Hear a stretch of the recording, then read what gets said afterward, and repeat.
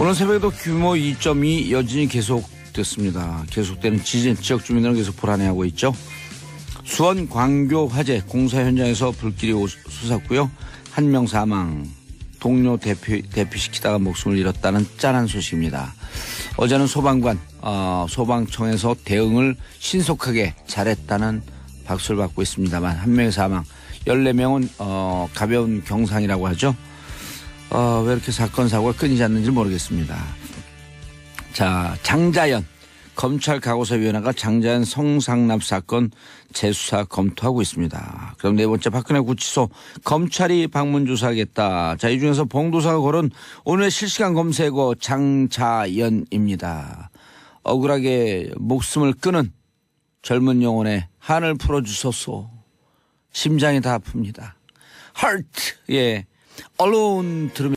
안녕하세요. 정봉재 정치쇼 1부 순서 들어가겠습니다. 1부 뉴스 브리핑 한결의 20일 하영 기자 자리하셨습니다. 예, 한결의 20일 하영 기자입니다. 예. 그 문재인 지지자들로부터 이제 안티 하영 이건 없어졌어요? 조금 예? 덜해졌어요? 안티요? 예. 아니 뭐 제가 여전히 많아요? 네. 그 말 조심하면서 살라 그랬잖아요, 제가. 제가 무슨 말실수를. 그건 알았어. 자신의 억산 자신이 하는 뉴스 거지. 브리핑 하시죠. 네. 자신의 억산 자신이 하는 거지. 예. 뉴스 브리핑. 그거 하려고 왔어요. 네, 맞습니다. 하지 말라 그래도 해요. 감회가 새로우시죠? 왜요? 다스가 본격적으로 수사가 시작됐잖아요. 아, 다스가 뭐 해준 말인 줄 알아요? 다스스? 아니야, 다 죽었어. 아하. 다 죽었어. 좋습니다. 이명박 전 대통령과 예. 다스의 관계가 드디어 드러날까요? 아하. 네. 오늘 정식 아하. 출범합니다. 예. 예, 동부지검 팀이죠. 일종의 특임 검사를 두기는 그렇고 특임 검사라고 하면 한 사건을 집중적으로 그렇죠. 특별 검사는 아니고 특임 검사라고 하게 되면 검찰 내부에서 한 사건을 집중적으로 그것만 수사를 해라. 네. 라고 특임 검사를 임명해 주면 좋겠지만 일종의 객관성을 확보하기 위한 절차죠. 그렇죠. 그렇게 예. 되다 보면 지금 검찰에 대한 불신을 반영하는 것이기 때문에 특임 검사는 아니지만 스스로 인정하는 꼴이 되니까요. 그렇게 해서는 안 되고. 동부지검에다 내렸을 땐 동부에 일단 선수들이 많다. 그렇죠. 동부가 이것에 믿을만하다. 특화된 수사팀이다. 예. 그리고 또 하나는 그때 정호영 특검팀에 예. 윤석열 현재 중앙지검장이 파견으로 나갔었잖아요. 맞습니다. 예. 그러니까 자칫 오해를 불러일으킬 수 있으니 본인들 스스로 객관성을 동부지검에다. 또 다른 방식으로 예. 확보하겠다. 지금 검찰총장이 누구죠? 문무일 총장이죠. 예. 문무일 총장이 칼을 빼든 것 같아요. 그렇죠.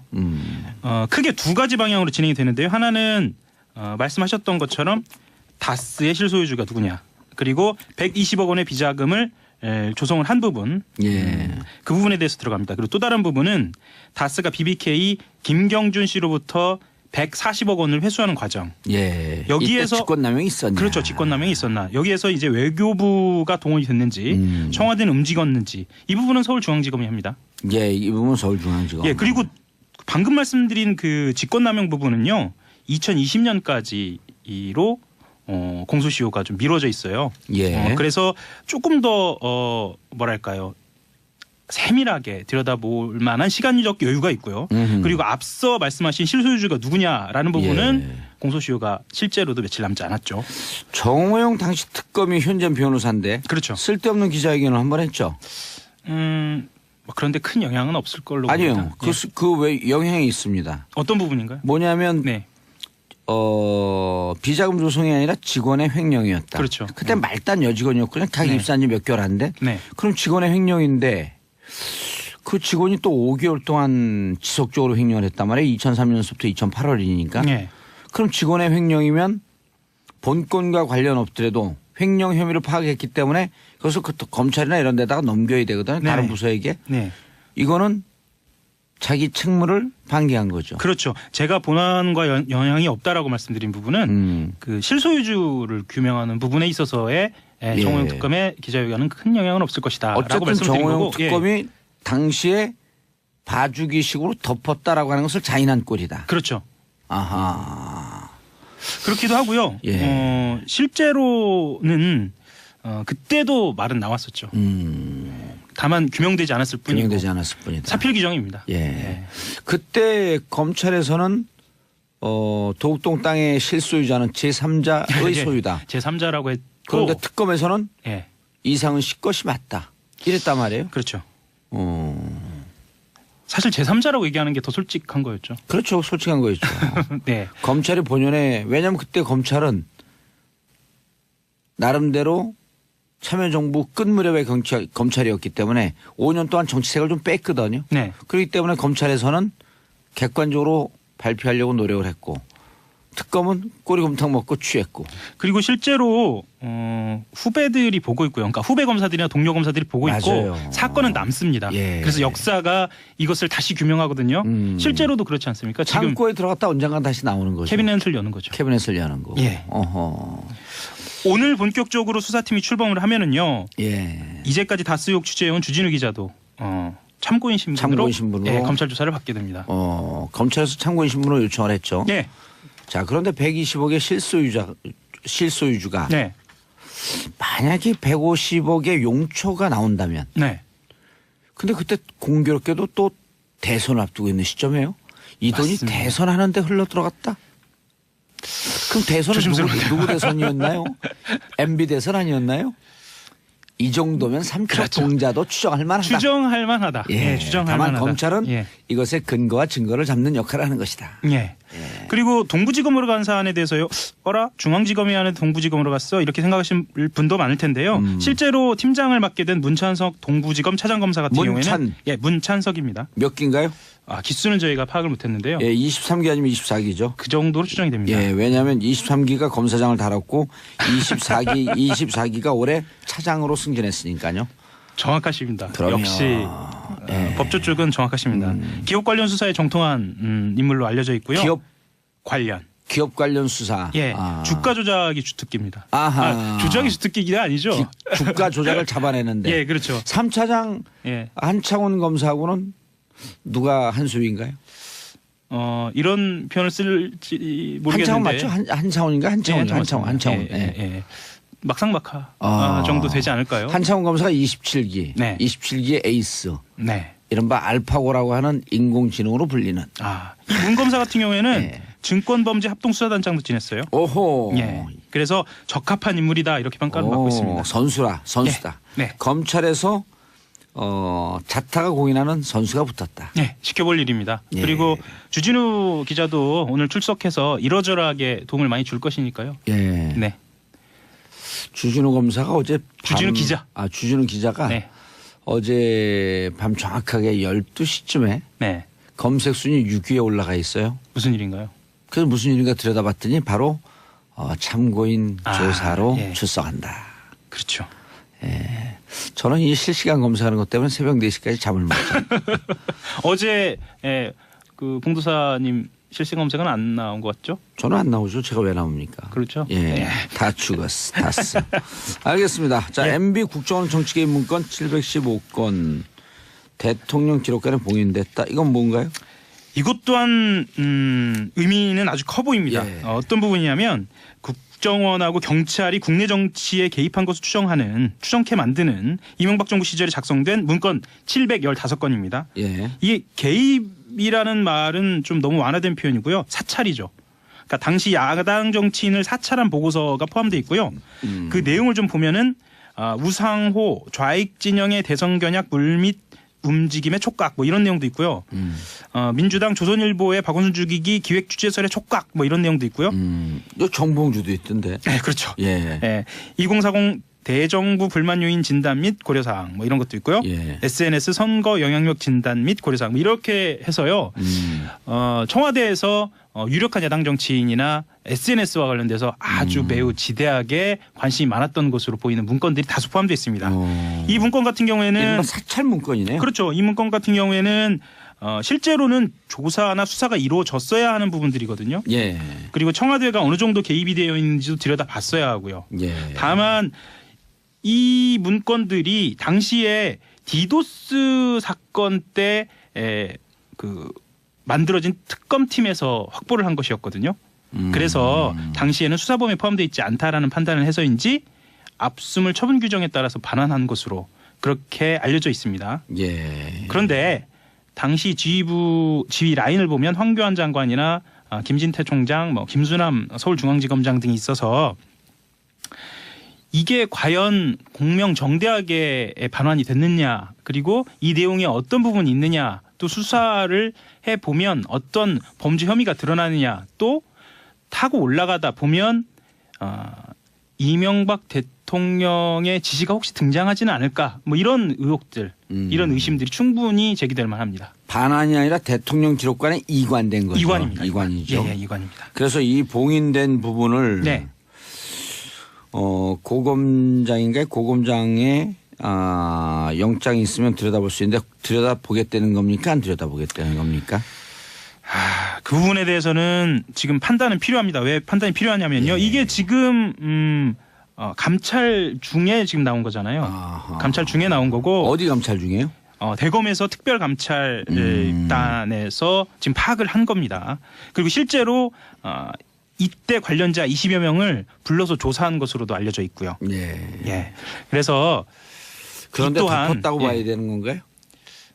지금 감찰단이요. 예. 지금 아니, 감찰단 그때 당시에 당시에는 덮은 거죠. 덮은 거죠. 당시에는 덮은 거고, 지금 감찰단 같은 경우에는 어쨌거나 신중하게 좀 처리를 하는 방향으로 고민을 하고 있다고 합니다. 고민을 하고 있고요. 이 부분에 대해서는 공명정대하게 처리가 돼야 하겠죠. 예. 예. 그리고 MB와 관련된 지금 군사이버사령부라든가 국정원 댓글, 정치 개입 문제, 또 아까 말씀드린 다스 문제하고 더불어서 이 부분에 대해서도 좀 문제가 될 것으로 그렇게 보입니다. 예, 알겠습니다. 어떻게 될지 이것도 기록관에 봉인된 것을 들여다볼지 네. 말지는 대검이 고민에 빠졌겠네요. 예, 절차에 따라서 진행을 할 것으로 보입니다. 알겠습니다. 네. 자, 박근혜 대통령 오늘 검찰이 방문 조사한다? 예. 예, 이거는 실시간 검색어도 떴었는데요. 예. 서울중앙지검 특수 3부입니다. 오늘 오전에 서울구치소 방문해서 국정원 특수활동비 수수 혐의를 받고 있는 박근혜 전 대통령 조사하는데요. 예. 지금 재판을 보이콧하고 있어요. 보이콧하고 있어서 이 방문 조사 또한 제대로 응할지 이것은 미지수입니다. 예. 응하지 않을 것으로 사실 전망하고 있고요. 국정원 특수활동비 수수 혐의 포함해서 화이트리스트나 세월호 보고 시간 조작 등을 집중 조사할 예정입니다. 예. 이거하고 포함해서 박근혜 대통령 근황 이야기도 좀 나오고 있어요. 독방 예. 지금 있죠. 예. 3.5평입니다. 3.5평 꽤 넓은 거 이만해요. 지금 우리 지금 스튜디오가 3.5평인가요? 요거보다 조금 작습니다. 그래요? 예. 평소에는 방청소 식사 설거지 하고 있다 뭐 이런 얘기까지 나오고요. 예, 그리고 1시간 정도 걷는 운동, 매일 하루에 1시간 정도 걷는 운동이 있나 봐요. 원래 서울구치소는 30분 주는데요. 네. 전직 대통령이니까 뭐 조금 더 주겠죠. 그런가요? 예. 그리고 독서를 하는 것도 알려져 있는데요. 이 말씀 조금 드릴까요? 김주영의 대하소설 객주. 아하. 재밌는 건 만화가 하나 있습니다. 예. 예, 바람의 파이터라는. 바람 파이터 배달. 예, 최배달이 예, 나오는. 최배달 만화고 우리 20년 전에 본 건데. 그렇죠. 예. 예. 이게 그 넘버 3 아시죠? 그 예. 영화. 예. 그 넘버 3에 나온 대사로도 유명하죠. 너 소야? 일로 와봐. 뭐 이런 거 있잖아요. 너 소야 이리 와봐. 예. 빡 치킨 거 소뼈 예. 부러뜨. 예. 소 부러질 뿔 때까지. 부러- 예. 예. 소뿔 부러뜨리고. 네. 오호. 그런데 바람의 왜 이거를 파이터. 왜 이거를 읽고 있을까? 뭐 이런 해석도 등장합니다. 예. 예. 역경을 극복하고 이겨나가는 인물들의 모습. 뭐 이런 것 때문에 읽고 있지 않나? 뭐 이런 해석들도 나오고 있습니다. 본인을 스스로 역경이라고 생각하는 원래 거죠. 꿈보다 해몽이에요. 네. 예. 다음 뉴스 포항 여진 계속되고 있다고요? 지금 26일 오전 4시 5분쯤에 예. 포항시 북구 북쪽에서 규모 2.2의 지진이 발생했는데요. 예. 어제죠. 여진입니까? 아니면 새로운 지진입니까? 여진입니다. 여진이에요. 이재민들은 여전히 체육관 생활하고 있는데. 예, 체육관 생활하고 있고 사실 날도 춥잖아요, 지금. 많이 알려져 있지 않은데 감소하던 이재민이 조금 더 늘었어요. 왜요? 이게 피사의 아파트라고 뭐 이런 얘기도 나왔는데 아파트가 개성 기운 아파트. 거군요. 예. 그래서 안전점검 결과가 나왔는데요. 23일 날 예. 30여 가구가 대피소로 옮겼어요. 이게 안전 D등급 좀 나왔나 보네요. 예. 그래서 거주하기가 D등급인 불가능하다. 예, 거주가 불가능하다. 그래서 좀 감소를 하다가 예. 흥해 실내체육관에 400명 조금 넘습니다. 아하. 400명 정도 있고요. 독도 체험 수련관에 117명, 232가구나 아직도 연말에 있습니다. 진짜 그 국민 모두 여러분 모두 관심을 좀 가져줘야 되고요. 네. 정부 관계자들도 좀 관심을 갖고 빨리 거주지로 임시거주지를 좀 만들어갖고. 그럼요. 이게 텐트 생활 너무 힘들거든요. 그리고 그거 요즘 독감 유행이잖아요. 그렇죠, 그렇죠. 예. 체육관은 독감 걸리면 또 한 번에 쫙 퍼지니까. 네. 알겠습니다. 포항 이점 관심 가져주시고요. 하영 기자님 인사하시고요. 네, 한겨레 11 하우영이었습니다. 감사합니다. 예, 저는 광고 듣고 2부 언니 뉴스로 돌아옵니다. 채널 고정 홍제 정치쇼 2부 순서 송년 특집 2017년을 흔든 언니 뉴스 샵1035 짧은 문자 50원 긴 문자 100원. 오늘은 아무 패널이 다 계시구나. 자, 오늘 함께 하실 분. 우리 유령입니다. 함께 하실 분 누구시죠? 최민희 의원님. 안녕하세요. 예, 양지열 변호사님. 네, 안녕하세요. 예, 고란 사이. 네, 안녕하세요. 중앙일보. 며칠 전에 우리 어머니 구순잔치를 했는데 고란사를 못 불렀네요. 근데 양 변호사님, 근데 어제 재밌는 얘기 들었어요. 어떤 지금 아침 방송 하시잖아요. 이게 와. 예, 아침 방송 메인 앵커, 해갖고 메인 앵커. 그 이제 그 양 변호사님이 그랬대 PD한테 다른 걸 다 접고 여기 집중하겠습니다. 우리 그랬더니 우리도? 그냥 자유롭게 하세요. 누가 그런 얘기를 또 그게 그 팩트예요. 가짜 뉴스예요. 누가 그런 얘기를 하던가요? PD와 저는 그런 대화를 나눈 적이 없습니다. 가짜 뉴스죠. 근데 네. 가짜 뉴스다 그랬어. 예. 왜냐면 양지열 변호사가 그럴 뿐이 아니다 절대로. 언니 저희를 뉴스를 버리시면 안 버릴 되죠. 뿐이 아니라. 그렇지. 아니 근데 언제까지 해요 그거? 아직 논의가 안 됐습니다. 왜 다른 방송 스케줄을 제가 여기서 논의를 하고 아니 있는데. 나는 메인이 되라고 막 계속 박수를 치고 있거든. 어차피 겹치는 시간이 아니니까 예. 저희를 버리지 마세요. 우리를 아니 고 기자님이 또 우리를 어여삐 굽어 살피소서. 왜 예. 그러세요 연말에 갑자기? 목소리는 남자 목소리 예. 세상에. 평소에 잘해주시지 갑자기. 자 오늘은 송년 스페셜 2017년을 흔든 언니 뉴스를 골라봤습니다. 최민희 의원님 예. 뭐예요? 예, 2017년을 흔든 언니 뉴스 첫 번째. 예. 82년생 김지영 신드롬을 가져왔습니다. 예. 혹시 봉도사님은 읽으셨죠? 읽었죠. 예. 이게 조남주 작가의 소설인데요. 예. 이 82년생 김지영이 정말 많은 여성들에게 공감을 얻었습니다. 저는 그걸 보면서 실화인 줄 알았어요. 근데 실화죠 사실은. 실화죠. 실화죠. 예. 그리고 실화의 베이스를 둔. 이게 네. 82년생 김지영이 왜 제목이 82년생 김지영인지 몰라요. 82년생 중에 김지영이? 가장 많은 여자 이름이 김지영이래요. 네. 네. 그 통계청에서 발표한 거예요? 네, 예. 예, 가짜 이거- 뉴스 아니에요? 아니 실화입니다. 실화. 그 실화인데 83년생은 뭐예요? 제일 많은 게. 모르겠습니다. 81년생은요? 모르겠습니다. 60년생은 제일 많은 이름이 뭔지 모르죠. 모든 이름에 봉자가 들어가요. 최민희가 아니라 원래 최봉이었었어요. 최봉이. 네. 근데 이 조남주 작가가요. 원래 방송 이 구성 작가를 오래 해서 나중에 이제 소설 뒤에 보시면 거기에 통계 자료도 많이 나와 있습니다. 그 PD 수첩 작가였던 걸로 알고 네. 있는데. PD 수첩 작가예요? 네. 근데 이제 이 책이 노회찬 정의당 의원이 청와대 오찬 때 예. 이 책 얘기했고 대통령에게 선물한 거죠. 네, 예. 그다음에 그러면서 화제가 금태섭 됐죠. 의원이 더불어민주당 의원 300명에게 선물하면서 뭐 일단 유명해졌는데 그것 때문이라기보다는 읽어본 분들이 계속 권해서 50만 맞아요. 부가 팔린 베스트셀러가 됐는데 저는 이 책을 우리 딸이 읽으라 그래서 읽었습니다. 이거 꼭 읽어야 된다고. 엄마의 의식구조 전환이 필요하다고. 양 변호사님 책 보셨어요? 거짓말하면 안 되죠. 예. 저는 못 봤습니다. 예, 저는 책을 펼치면서부터 눈물이 나더라고. 책을 펼치면서부터. 그리고 지금 표정이. 처음에 그 약간 치매로부터 스토리가 시작이 되잖아요. 네, 네. 이게 어느 날 이게 그 실화일까? 그런데 여성들이 출산 이후에 오는 충격들이 있잖아요. 네, 예. 그런 게 좀 그런 기억이 떠올리니까 이해가 되더라고. 그래서 우리 양 언니처럼 안 읽으신 분을 위해서 줄거리 잠깐 줄거리를 오늘 왜 소개해 드리도록 하겠습니다. 왜 저를 이렇게 계속 공격하시죠? 공격이 아니고 배려인데요. 네, 알겠습니다. 예. 눈빛은 지금 레이저를 쐈어요. 봉도사님이 지금 말씀하셨듯이 어느 날 갑자기 34살 김지영 씨가 그 약간 빙의 현상을 보이는 겁니다. 예, 그래서 친정 어머니가 빙의한 것처럼 해서 친정 어머니가 할 수 있는 속마음을 털어놓는 거예요. 예, 그런 식으로 이상 증세가 나타나고 남편한테는 네. 남편이 사귀던 옛 애인의 모습으로 빙의를 하는 거예요.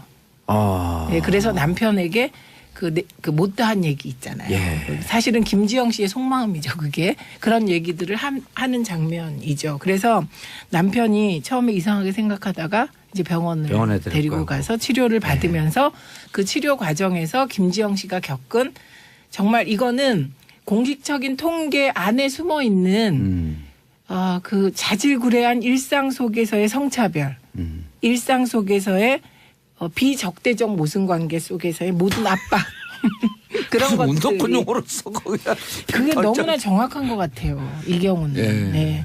그래서 그 얘기를 쭉 풀어나가는 거죠. 우리 옛날 학생 운동할 때 맨날 적대적 모순이냐 비적대적 모순이냐 갖고 맨날 싸웠거든요.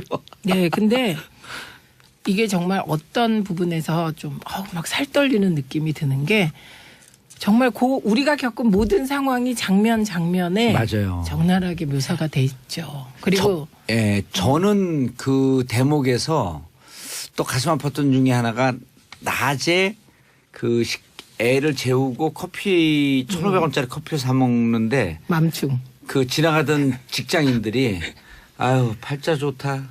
남편은 나가서 이제 개고생하는데 저렇게 앉아서 커피 마시고 맘충이라 그러면서 지나가죠. 네, 맘충. 근데 집에 와서 이제 저녁에 울면서 남편한테 얘기해. 내가 그렇게 고생하면서 나도 우리 집안을 일궜는데 이거 1,500원짜리 커피 하나 먹을 자격이 없냐고. 걔 막 울면서 얘기하는데 무슨 미안함이 있냐면 낮에 그 동네에서 이제 선거운동 하다 보면 낮에 이제 몰려다니면서 밥 먹고 다니는 아줌마들이 있거든. 이거 속으로 무척 욕했거든. 어머 왜 점심에. 욕하셨어요? 아니 근데 왜 그랬냐면 가장 떠들고 가장 목소리가 큰 분들이라 그러고 10,000원 넘어가면 또 그 음식점 막 욕을 해요. 9,900원이지 10,000원이 넘으면 어떡하냐고.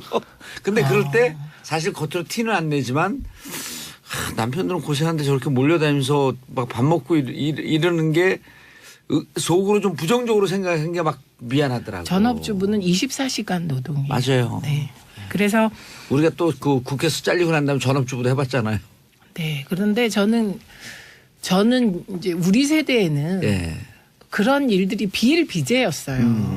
그런데 이 82년생 김지영의 경우는 배울 만큼 배웠고 부모들이 남녀 차별 없이 교육시킨 세대거든요.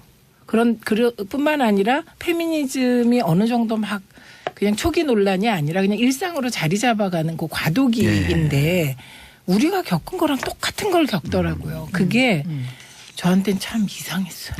저는 굳이 책을 안 읽은 변명을 하자면 사실 이제 제 동생들이 이 또래 동생들이 있고 저는 여동생이 셋이나 되거든요. 그래서 그 광주에 있는 양언니구나. 한의사 여동생이에요? 예. 남동생이 아니었어요? 아 그럼 진실 가서 약을 받아올 거. 아니 왜 여동생을 남녀 차별을 그런 식으로 하십니까? 남비 여존사. 남비 여존 사상이 너무 투철하시구나. 그리고 이제 제가 딱 직장 생활을 하고 한 10년 정도 저랑 이제 후배들이다 보니까 급격하게 여자 후배들이 늘어나는 현상을 저는 이제 안에 있으면서 겪었거든요. 그래서 실제로 정말 제가 입사했을 때는 전체 예를 들어서 기자들 중에서 300명 기자들 중에서 여자 선배가 한 5명 있었나 그런 분위기였다가 갑자기 확 여자 후배들이 늘어나면서 이 후배들이 어떤 고생을 하는지 또 그 과정에서 어떤 충돌이 있는지를 너무나 많이 봐서 이걸 굳이 책으로 또 읽어야 돼 하는 생각을 했거든요. 그게 주변에서. 달라요. 아니 근데 이제 그때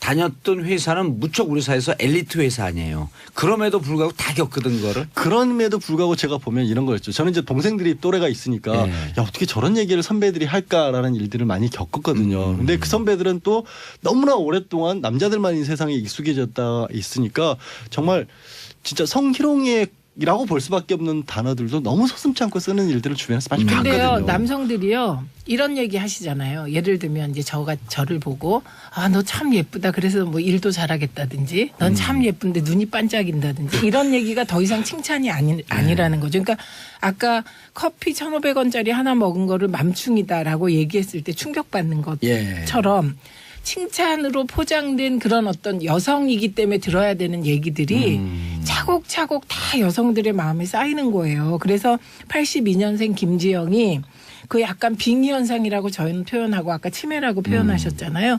그런 현상이 나타나는 게 그런 크고 작은 온갖 상처들이 때로는 바늘로 때로는 못으로 때로는 빗으로 예. 가슴과 세포 때로는 빠루로. 예. 아, 빠루는 일본 말이에요. 그게 뭐예요? 빠루가? 못 빼는 거 크게 있어요.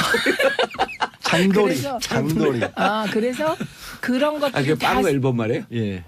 다 쌓여서 근데 장돌이라고는 못 알아들은데. 예. 봉도사님. 하세요. 예. 네. 다 쌓여서 그것이 이제 어느 날 빙의로도 치매로도 나타나는 거죠. 상처가 쌓여서. 이 82년생 김지영에 대한 독후감 중에 독후감이라고 제일 많았던 그리고 저도 공감했던 게 책장을 넘기면서 설마 이런 일이 안 일어났으면 좋겠는데 어김없이 그 일이 난 누구나 예상하는 여성 독자들이건 누구나 예상하는 그 일이 벌어진다는 계속. 거죠. 그 다음에 계속. 실화로. 그래서 이건 소설이 아니라 사회 보고서라는 얘기도 많이 있어요.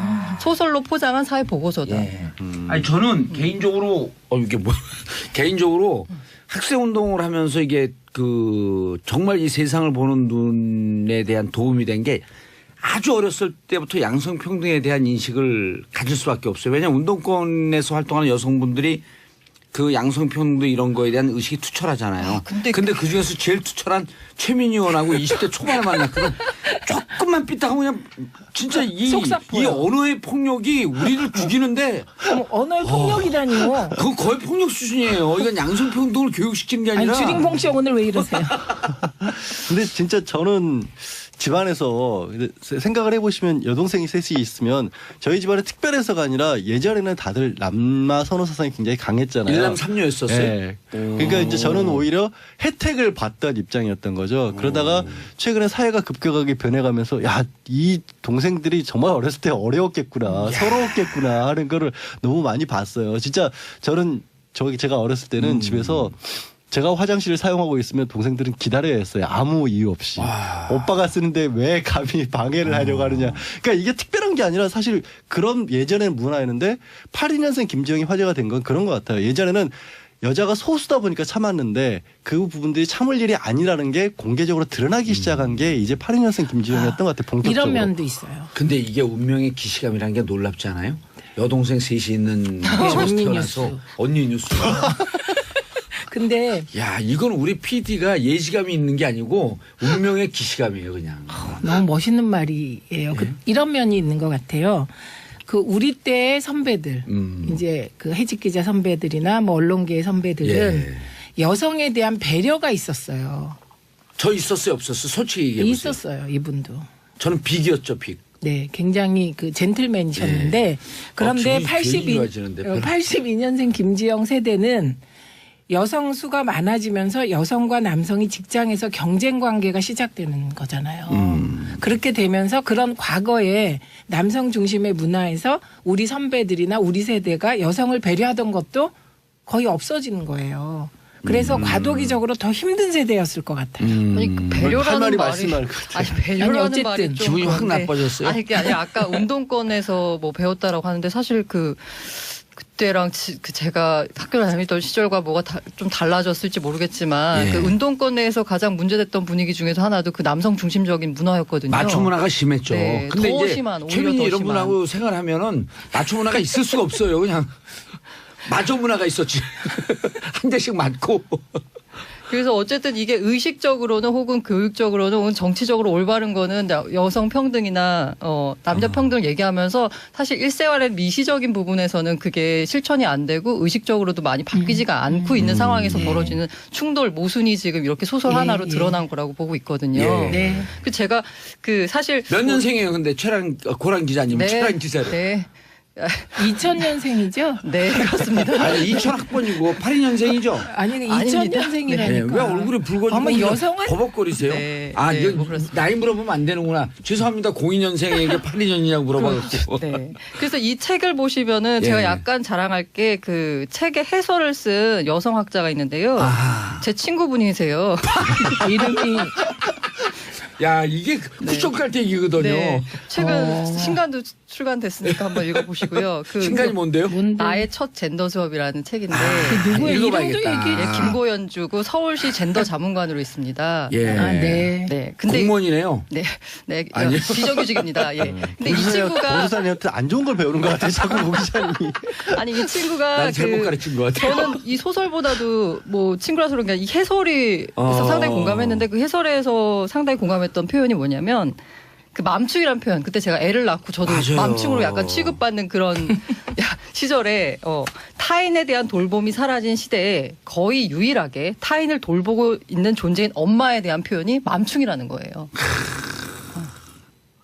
슬퍼지려고 그랬어요 네, 순간적으로. 그래서 저는 그러네요. 이 부분 타인에 대한 돌봄이 사라졌는데 유일하게 타인을 돌보는 존재가 엄마인데 그 엄마를 맘충이라고 하는 거죠. 근데 저는 좀 보면 이런 얘기 나올 때마다 그런 게 여성분들 사이의 갈등도 의외로 심한 것 같아요. 이건 남녀의 문제보다도 어쩔 때는 여여 갈등으로 몰아가려고 그러는데 아니, 몰아가는 게 아니라 뭔가 프레임 전환을 사람 전환 시도하는 아니 프레임 전환 시도하는 거 맞는 것 같죠? 네, 그 코끼리도 뭔가 생각하지 이상해서 마세요. 제가 얘기할래요. 예. 예, 뭐냐면 이게요. 지금 고란사 고란 기자님 말씀이 맞는데 이게 통계로도 네. 82년생 김지영의 어려움이 확인됩니다. 그래서 82년생 김지영 세대에 기혼 여성 중 5명 중 1명이 경력 단절녀여야 하고요. 그러니까 여기도 경단녀 얘기가 계속 나오는 거 아니에요? 여기 그 경단녀 그러니까 직장을 그만둔 이유가 결혼, 육아, 임신, 출산 이게 91%예요. 그러니까 대부분이 다 김지영 씨와 같은 이유로 직장을 그만뒀다는 거죠. 그리고 아까 그 5명 중 1명꼴로 경단녀라 그러는데 실제로 경단을 했다가 다시 직장을 구한 사람까지 포함해서 그 기혼 여성 중에 경력 단절 여성이거나 경력 단절 경험이 있는 여성이 2명 중 1명꼴이라고 합니다. 그렇죠. 50%. 네. 알겠습니다. 최남희님 나도 읽어봐야겠어요. 정수진님 전 봉도사님 추천으로 10년 만에 구입 후 읽었네요. 제가 딱 81년생이거든요. 공감이에요. 김지영님 전 80년생 김지영입니다. 정치조에 제 이름이 나오다니 영광입니다. 축하드립니다. 예, 그런데 어쨌든 그 우리 사회 여성의 문제를 경단녀의 문제를 드러냈지만 가슴 아픈 스토리 아니에요. 자, 다음 이슈 고란 기자님이 골라온 뉴스요. 어떻게 보면 연결된다고도 볼 수 연결되는 있는데요. 거네요. 여혐 논란인데요. 예. 일단 이게 또 왜 2017년을 흔들었냐. 사실 2016년에 강남역 묻지마 살인 사건 예. 여기서 여혐 논란이 불거졌거든요. 그런데 이번에 또 왁싱샵 살인 사건이 벌어졌습니다. 이게 뭐냐면 올 7월에 혼자 예. 왁싱 이게 제모죠. 업소를 운영하던 30대 여성이 손님을 가장해서 찾아온 남성에게 살해가 됐거든요. 근데 이 남성이 왜 이 여성을 그 살해 대상으로 골랐냐? 그러니까 인터넷 방송에서 BJ가 해당 왁싱샵이 여성이 혼자 있는 외진 곳이다라고 강조를 했고 이런 주인을 성적 대상으로 보는 시각이 담겨 있었잖아요. 그래서 여성이라는 이유만으로 대상화되고 살해당했다. 그래서 여혐 논란이 빚어지면서 왁싱샵 여혐 살인 사건 해시태그가 확산됐고요. 제2의 강남역 살인 사건으로 불리면서 이 여혐 살인 공론화 시위까지 벌어졌습니다. 예. 근데 제가 이 얘기를 하면서 저도 처음에 이 여혐이라는 말을 처음 들었을 때 이게 왜 여성 혐오지라는 말을 했는데 이 찾아보니까 이 여혐, 이 여성 혐오라는 말이 그 페미니즘에서 나오는 미소지니를 번역한 표현입니다. 근데 이 미소지니가 뭐냐면 여성에 반하는 뿌리 깊은 편견, 여성이라는 이유만으로 낙인 찍거나 남성보다 열등한 존재로 여기는 생각 이런 거를 의미하는 거거든요. 이게 이 한국어 사전에서 이 혐오라는 말이 어떤 대상을 미워하고 싫어함. 이라고 정의하잖아요. 이유. 근데 이것과는 약간 차이가 있거든요. 그래서 일각에서는 여성 혐오가 아니라 아예 그냥 미소진이로 불러야 된다. 여성 혐오가 가지고 오는 그 오해가 있을 수 있어서. 예. 그럴 수 있을 것 같아요. 조금 느낌이 그렇죠. 네. 저는 저 말이 동의가 되네요. 사실 경찰에서도 이게 여성 혐오라는 이름으로 기사가 나가는 것에도 굉장히 경계를 많이 하더라고요. 아, 경찰에서 자체도요? 왜냐하면 강남역 살인 사건도 그랬었고 왁싱샵 살인 사건도 그랬었고 이게 여성 혐오라는 이름으로 언론에서 분류를 하는 순간 사회 갈등을 부추길 수 있는 거라는 거죠. 남녀 사이의 갈등. 남녀 사이에. 왜냐하면 이게 성적 대상으로 바라봤다라는 것 자체가 혐오로 바로 연결되는 건 아닌데 지금 말씀하신 네. 것처럼 이제 미소진 미소진이라는 쪽으로 가면 그나마 페미니즘 쪽에서 여성을 성적 대상으로 받고 물건화시켜서 객체화시켜서 그렇죠, 본 거기 그렇죠. 때문에 하나의 인격체로 대화를 해야 된다라는 쪽으로 가면 이게 갈등으로 가지는 않고 그건 당연한 거잖아요. 여성을 인격체로 대하라는 거. 근데 여성을 싫어했기 때문에 갔다라고 네, 가버리면 맞아요. 조금 이게 남녀 간의 이상한 갈등을 부추기는 걸로 작용할 수 있다는 저는 거죠. 지금 들으면서 네. 느낌이 네. 특히 이제 여혐을 쓰냐 미소진을 쓰냐 아니면 이런 등등의 그 논쟁을 보면서 우리 사회의 양성 평등에 대한 문화나 이런 언어가 아직도 미개발됐다라고 하는 느낌이 들어요. 아. 그래서 이런 것이 정확하게 잘 표현되는 언어가 있어야지만이 이게 양성 평등의 지수가 네. 그렇지 이게 여혐이 우리가 일상적으로 보는 이렇게 정확하게 우리가 느끼는 상황을 정확하게 표현 못한다는 거 아니에요. 네, 그렇죠. 맞고요. 저는 이 부분에서 아주 끼어드는 방법도 아주 다양해졌어요. 그래요. 저 예. 네. 내년엔 더 잘 끼어들게요. 예. 그런데 그 기자들이 좀 많이 공부하고 생각을 해야 되겠다 이런 생각이 들어요. 여혐이라는 말이 많이 공부하면 변호사가 돼요. 안 돼요. 기자 계속 해야지. 근데 여혐이라는 말이 되게 이제 한번 언론 보도에서 이게 그 프레임이 짜지면 그냥 그렇게 계속 쭉 그렇게 쓰는 가죠. 거야. 그런데 그 최초 프레임을 짤 때 저는 요즘은 이제 언론이 비판을 많이 받는데 요즘 언론 모니터를 다시 제가 꼼꼼하게 하는데 예. 좀 더 공부하고 생각해야 된다. 이게 가장 근본적인 문제예요. 너무 공부할 시간이 없다는 네. 거. 아니 근데 근데 이제 고랑 기자님을 가르쳐서 공부할 시간이 근데 없다. 고랑 기자님처럼 공부를 하라. 이게 그거는 맞아요. 그 프레임상 여성 혐오라고 하면 뭔가 되게 선정적이잖아요. 예. 확 다가오고 미소진이 이 말이 어렵잖아요. 말이 어렵고. 근데 여성 예. 혐오하니까 확 다가오니까 이렇게 프레임을 짜서 쓰는 건데 예. 이렇게 여혐 이 여성 혐오라는 말 자체가 갖고 있는 센세이션한 것 때문인지 지금 사회 전반에서 곳곳에서 이제 여혐 쓰고 있죠. 일단 이게 여성 혐오라는 말을 근데 쓰면서 칠판 좀 칠판 네. 좀 모니터 좀 보면서 얘기하세요. 자 모니터에서는 채널 고정하라고요. 3분 뉴스에 돌아온대요. 채널 고정하소서. 정봉재 정치쇼 3부 순서 들어가겠습니다. 여러분들께서는 지금 이 시간 대한민국의 여성들의 뉴스를 가장 잘 알고 있는 최민희 의원님, 양지열 변호사님, 고란중앙일보 기자님과 함께하고 계십니다. 저는 이분들과 함께하는 언니 뉴스가 가장 자랑스럽습니다. 화요일에는. 수요일에는 이제 삼변시대를 하고요. 목요일에는 아빠들의 뉴스. 금요일은 UFC, 월요일은 최박장. 근데 각 매주 하는 것 자체 하나하나가 레전드예요. 아, 네. 그래서 이제 일주일을 쭉 해보면 레전드 복수. 갑자기 근데요, 홍보 시간으로.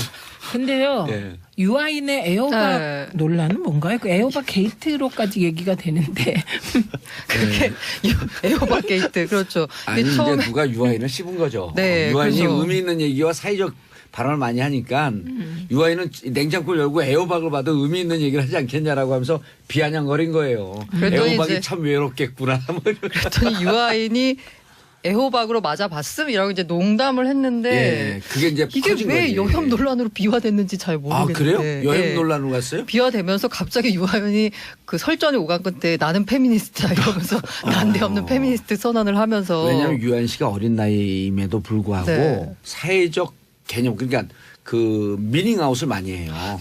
글을 참 잘 쓰시더라고요. 예. 이 배우분이 이렇게 글을 잘 쓰시나 싶을 정도로. 아니 그리고 어머, 본인 그거는 아, 배영이에요, 배영. 죄송합니다. 네. 네.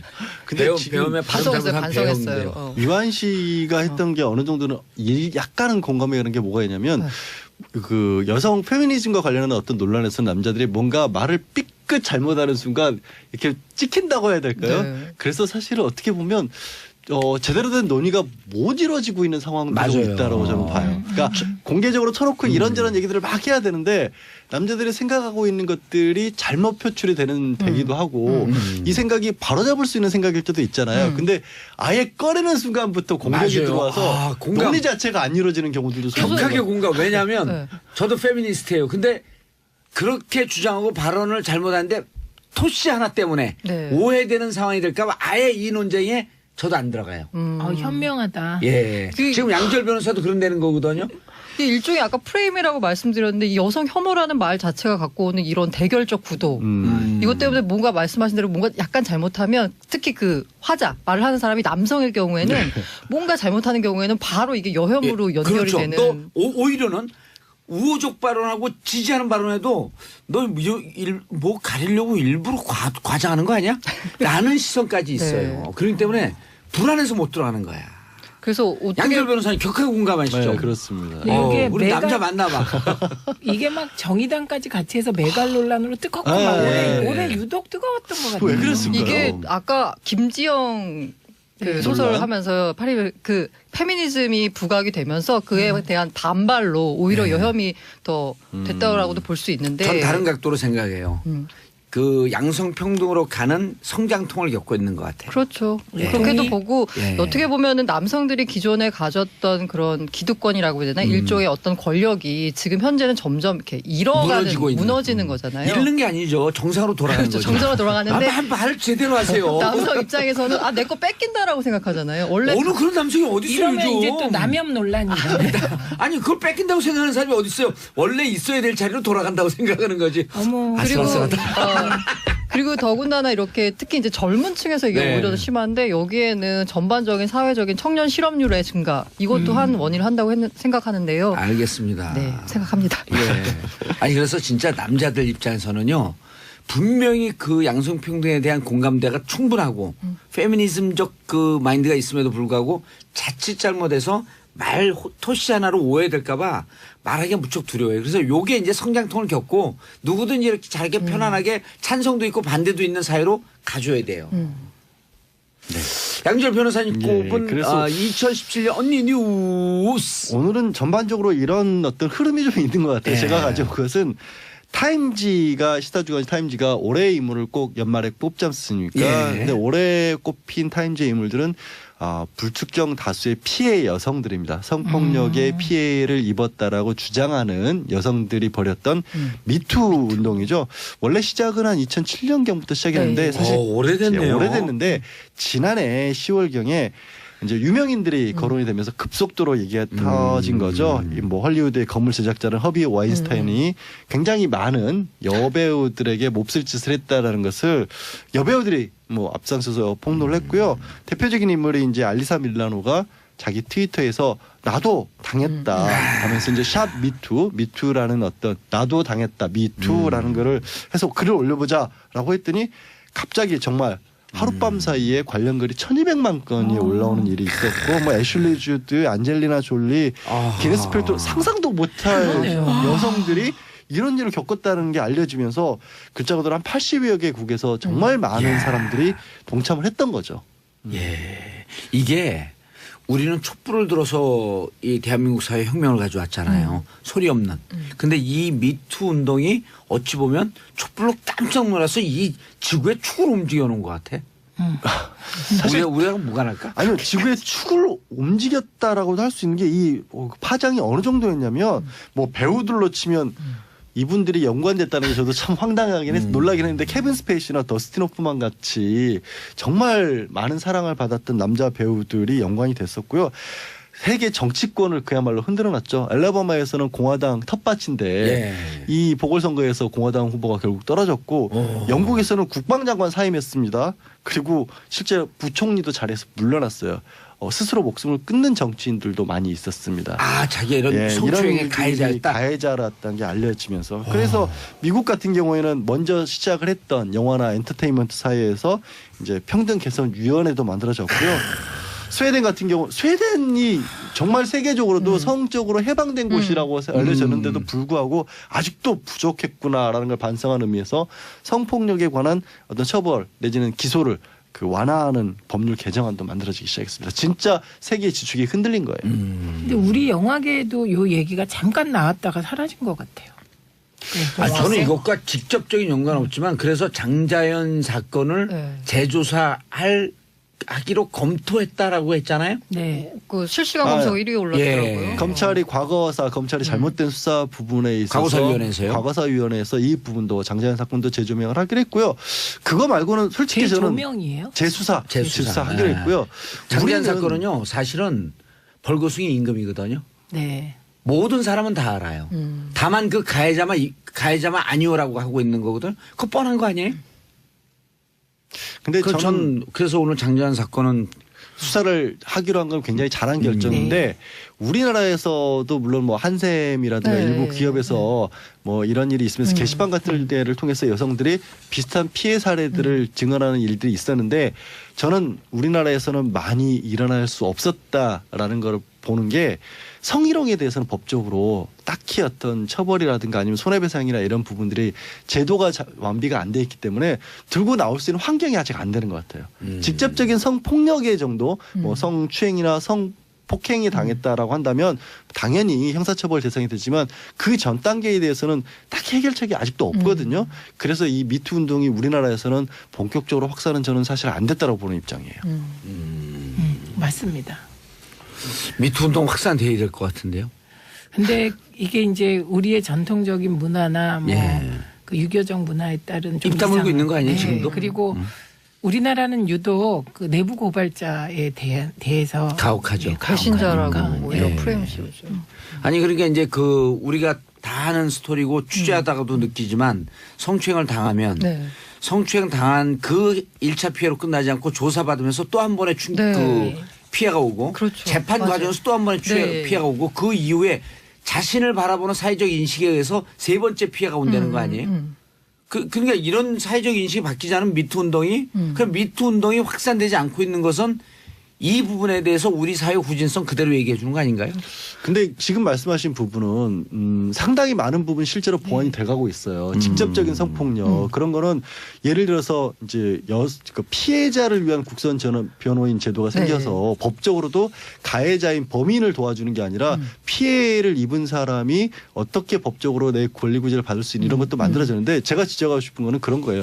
직장 내에서 벌어지는 성적인 희롱이나 이런 부분에 대해서는 구제책이 없어요. 그러니까 단적인 예로 그렇게 막 계속해서 조직적으로 반복적으로 이루어지면 뭐 미국과 같은 경우에는 대표적으로 징벌적 손해배상이 대상이 되거든요. 예. 그래서 회사에서 그런 일을 하는 건 회사 문 닫을 일이기 때문에 정말로 간부들이나 운영하는 사람들도 조심하는데 아직 우리나라에서는 이게 민사상 손해배상도 안 되고 성희롱 단계에서 형사처벌 대상도 안 되니까 문제를 들고 나온 사람만 손해를 보는 구조가 여전히 유지가 되고 있거든요. 알겠습니다. 우리가 오늘 짚을게요. 올 한 해 특히 이 언니 뉴스에서 짚어야 될 정리해 줄 게 많기 때문에 속도를 붙이겠습니다. 네. 이제는 터보로 가겠습니다. 2017년을 흔든 언니 뉴스 네 번째 예. 바람 생리대 파동입니다. 지금 생리대라는 단어가 이렇게 사회적인 이슈의 중심에 섰다는 것 자체가 사회 변화를 말해주는 것이긴 한데요. 지난 3월에 여성환경연대가 강원대학교 연구팀하고 실험을 진행했는데요. 일회용 생리대 10종에서 총 휘발성 유기화합물, 그러니까 TVOC라는 것이래요. 근데 이게 발암물질인데 이게 방출됐다고 발표했습니다. 이 발암물질은 피부에 접촉될 경우 신경계 장애를 일으킬 수 있다고까지 전해졌고요. 이게 가장 많이 검출된 생리대가 뭐 릴리안이었죠. 그래서 그때 릴리안 사용자들이 부작용으로 생리불순이나 생리통이나 등등을 많이 호소하는 게시글이 잇따랐는데요. 이후 식약처가 5개 생리대 제조업체에 대한 현장 조사를 시행했고요. 매달 7일간 하루에 7.5개씩 평생 사용해도 인체에 해롭지 않다 이렇게 결과를 내놔서 무리를 아무도 못 믿죠. 증폭시켰습니다. 예. 아무도 안 믿었어요. 그래서 식약처를 믿을 수 없다 이런 논란이 일었고요. 그래서 이 논란은 지금까지도 진행 중입니다. 근데 그 특히 엄청난 충격으로 그 다가온 거 아니에요? 이게 그 남성분들은 모르시지만 여성분들은 정말 거의 한 반평생, 반평생을 예. 함께하는 물건인데 저는 이게 위험할 거라는 생각을 사실 한 번도 해본 적이 없었거든요. 근데 이걸 보고서 정말 굉장히 좀 충격적이었습니다. 그래서 그 면생리대 쓰는 게 저는 그 뭐 좋긴 하지만 약간 환경을 우리가 뭐 더럽히지 말자라는 예. 차원에서 쓴다고 생각했는데 이제는 내 몸에 좋은 걸 쓰자라는 개념으로 바뀌어서 요 기사를 우리가 다뤘을 때 제가 그때 이제 네, 무슨 예. 말씀을 드렸냐면 지금 느껴보면 어른들은 오히려 이제 이 여러 가지로 사회에 대한 인식이 있어 가리는 게 많은데 중고생 여학생들은 막 또 발랄하니까 자기들끼리 얘기하잖아요. 네. 그쪽에서 사실은 얘기가 2, 3년 전에 먼저 퍼졌어요. 그래서 우리 딸이 중학교 2학년, 1학년, 2학년 딸이 무슨 생리됐으면 더 안 좋아진다라고 하는 걸 자기들이 브랜드를 딱딱딱 알고 있더라고. 그래서 내가 우리 딸이 네. 광우병 세대거든요. 광우병 때 초등학교 1학년, 2학년이에요. 촛불소녀. 촛불소녀지. 그래갖고 너무 그런 데 많이 데리고 다녔고 좀 이렇게 불필요하게 저항적이 됐나 해서 내가 야단을 쳤거든요. 어머 그걸 아빠 왜 그러세요? 너는 그런 데 갖고 좀 선동 좀 하지 마라. 근데 그게 아니라 싫어라 그러면서 쭉 얘기를 하는데 친구들이 왔어요. 생일날. 네. 애들 다 똑같은 얘기를 하는데 2학년 아이들이니까 어른들한테 그런 얘기하는 게 별로 부끄럽지가 않은 거예요. 막 얘기를 하는데 6명이서. 그래서 그런가? 우리 딸은 이제 좀 과장이 심하니까. 어머, 앞을 근데 닮아갖고. 저 삭제입니다 이거. 네, 따님의 근데 인격권을 아니 실제 보호하기 과장이 좀 위하여. 심해요. 어머. 아니 싫어해요. 아들도 과장이 심하고 그래서 일단 걸러 들어야 돼요. 다. 어머 아빠 닮았다. 얼마나 더 엄마 닮았죠. 아니 근데 그 이후에 생리대 문제가 났을 때 걔들 얘기가 다 사실이었던 거예요. 저기 이 대목에서 저만 모르고 혹시 있었네요. 중고등학교 학생들이 배우는 교과서나 내용 보신 적 있어요? 아니, 그 본적 차원이 없어요. 우리 네. 때하고 완전히 달라요. 그렇다고 그랬죠. 예, 윤리와 사상 같은 거 우리는 네. 제목만 쭉 훑고 넘어갔잖아요. 네. 지금 완전히 고대 사상가들부터 쭉 훑고 내용까지 토론하고 넘어가기 때문에 다른 세대라는 점 말씀드리고요. 예. 그러니까 이게 촛불소녀나 예. 그리고 따님 비하는 그만해 주셨으면 좋겠어요. 그 지금 캐나다 가서 못 들어요. 근데 말씀하신 예. 걸 들으면 저는 이제 답답한 게 뭐냐면 아이들이 몸으로 그걸 느끼고 대중적으로 어떤 확산이 돼서 어느 정도 됐을 만큼 실제로는 경험적으로는 그런 답이 나와 있는데 근데 정보는 과학적으로 실험을 했다고 맞아요. 하면 이런 것들은 항상 답이 안 나와요. 그럼 법적으로도 질질 끌다가 유야무야 되고. 법적으로도 이걸 누군가 소송을 통해서 밝혀낸다는 게 현재 상황에서는 도저히 불가능한데 그러다가 어떤 일이 터지죠? 결국 가습기 살균제 같은 일이 그래서 맞아요. 터지거든요. 예. 그러니까 생리대 자체가 그렇다는 게 아니라 그러면 이거가 아직까지도 해결이 안 되고 있는 거예요. 그래서 빨리 지금으로서. 국회에서 집단 소송제 이런 것도 만들고 그래야 돼요. 뭐 그런 것도 만들기도 해야 되고요. 제발 좀 몸과 관련된 안전장치에 있어서는 좀 왜 그게 안 되죠 아직까지도? 최민희 의원님, 네. 근데 저는 정말 이게 이럴 때 우리 양지열 변호사님이 아주 중요한 지적을 했는데 저는 국회의원을 우리가 혹시 현직에 복귀했더라도 국회의원 하면서 방송 진행을 계속 하는 게 좋을 것 같아요. 왜냐하면 세상과 직접적인 소통하는 이게 창구가 돼요, 채널이. 그거 맞고요. 국회 그래도- 있으면 여의도에만 딱 갇혀 있잖아요. 우리 예. 맞아요. 국회의원들이 현역이 이렇게 겸직할 수 있는 법을 만들면 안 될까? 이게 아니 뭔가 그 거기 사전 정지 작업 전문용어로 근데 밑밥하시는 어쨌든 건가요? 뭔가 프레임의 전환을. 어쨌든 정부와 국회도 가만히 있지 네. 않았습니다. 그래서 대책을 내놓았는데요. 네. 식품의약품안전처에서는 생리대 용기나 포장에 들어가는 모든 성분을 기재하도록 하겠다. 예, 그렇게 해서 이게 전성분 표시제라고 예. 하는데요.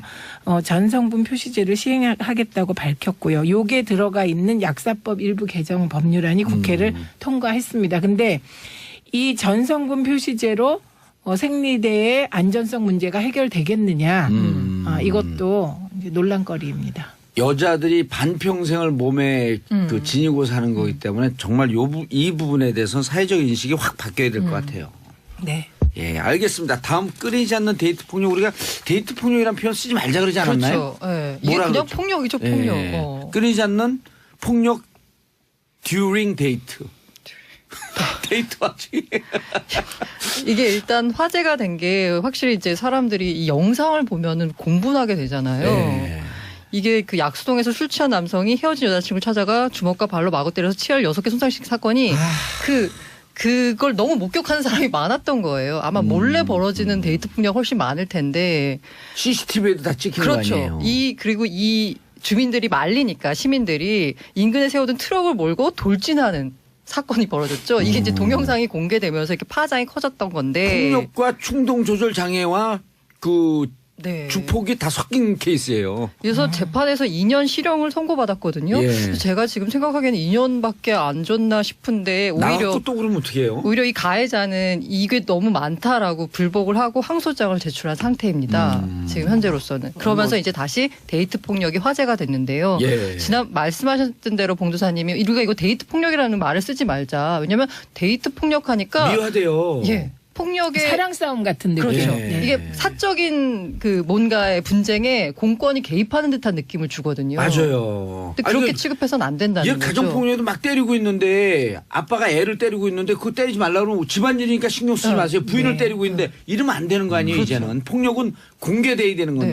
네. 그래서 이 데이트 폭력 수치가 얼마나 심각하냐면 올해 8월, 2014년부터 올해 8월까지 경찰이 검거한 데이트 폭력 피해자가 2만 9천여 명입니다. 그런데 2014년에 한 6,600명 정도 됐거든요. 근데 올해 8월 기준으로 이미 6,900명입니다. 이런 추세라면 올해 검거 인원이 10,000명이 넘을 듯한 추세고요. 이렇게 해서 사망한 사람이 매년 평균 한 47명인데요. 그렇게 따지면 한 뭐 5일에 한 번꼴로 이렇게 예. 데이트 폭력 때문에 죽는 일이 벌어지는 거죠. 사실은 이제 분류를 하지 말자고는 하시지만 뭔가 네. 그러니까 이름은 데이트 폭력이라 안 쓰더라도 따로 보호해야 될 필요성은 있어요. 왜냐하면 이건 일반 형법으로 처벌하는 거 조금 더 특수하기 때문에 그냥 겉으로 드러난 것만 가지고 피해의 결과만 놓고 봐서 처벌을 하게 되거나 하면 예방 효과가 전혀 없거든요. 네. 오히려 약간 강조를 할 필요성이 있는데 한 가지 문제는 가정폭력 같은 경우에는 결혼한 부부 사이에 일어난 거라서 약간 뭐 특별하게 처우를 합니다. 경찰관이 격리 조치도 한다거나 보호소를 제공을 한다거나. 그런데 결혼을 하지 않은 상태에서의 데이트 폭력은 이도저도 아무것도 아닌 거예요. 현재로서.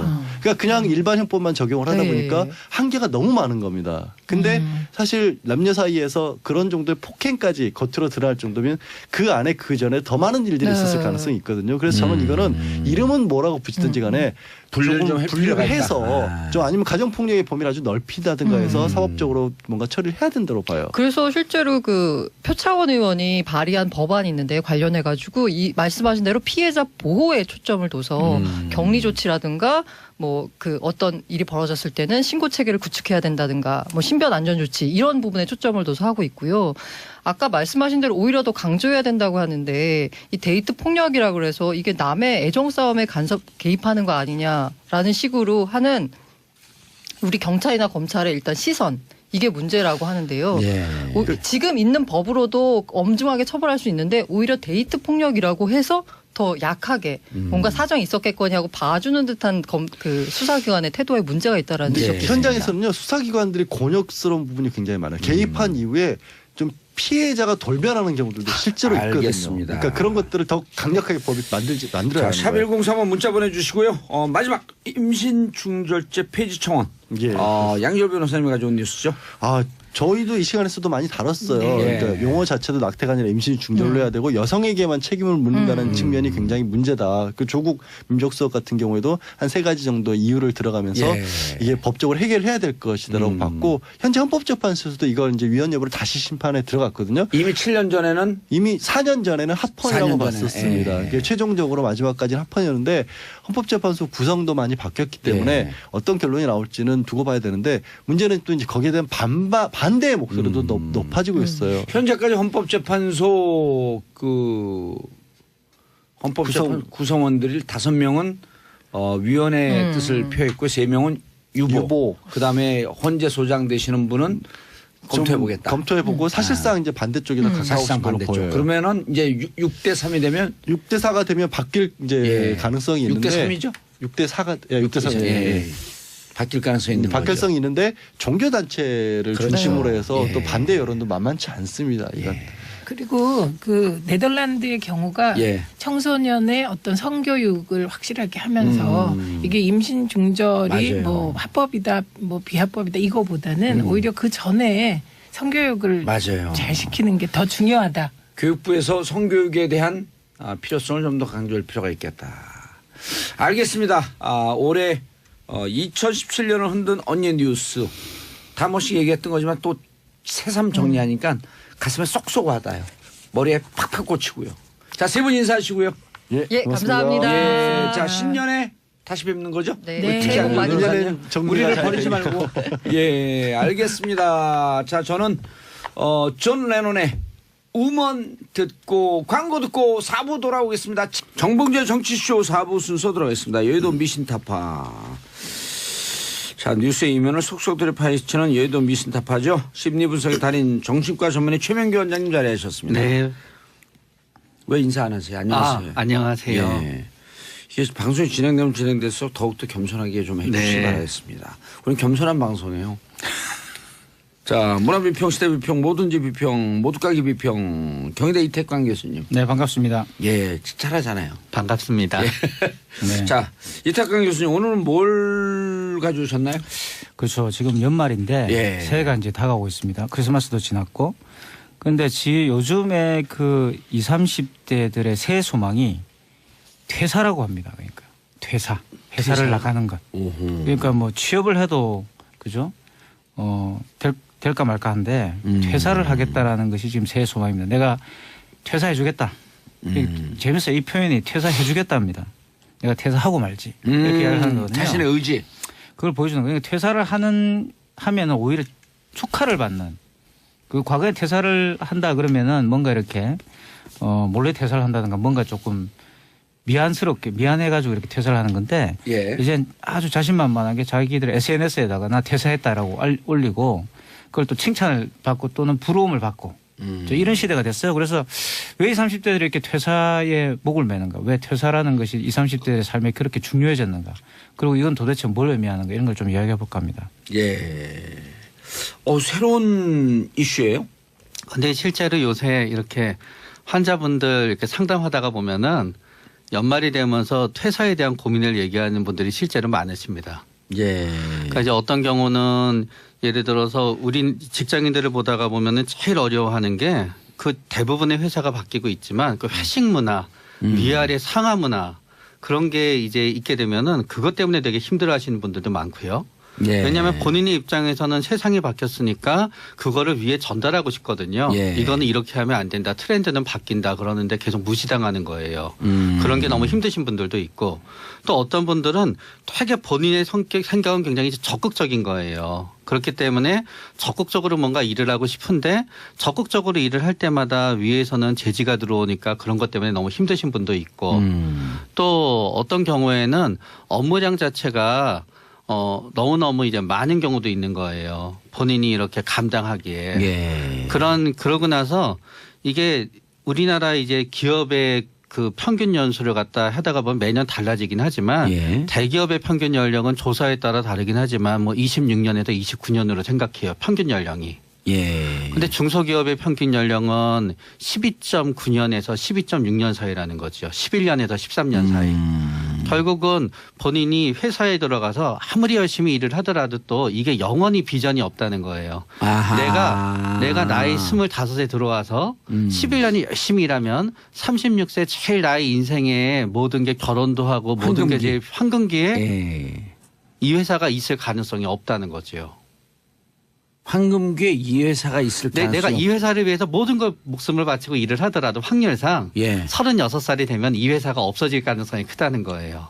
그래요? 한마디로 이제 회사의 그 부침이 굉장히 심하죠, 지금이. 그러니까 이제 뭐 대기업을 제외하고 사실 대기업도 지금 과연 우리가 30년 뒤에 지금 우리가 알고 있는 그런 대기업이 존재할 수 있을까? 여기에 대해서 많은 학자들이 지금 경고를 하고 있지 않습니까? 아니 나는 그 퇴사 의미할 때 그 이제 그 20, 30대 젊은 세대가 네.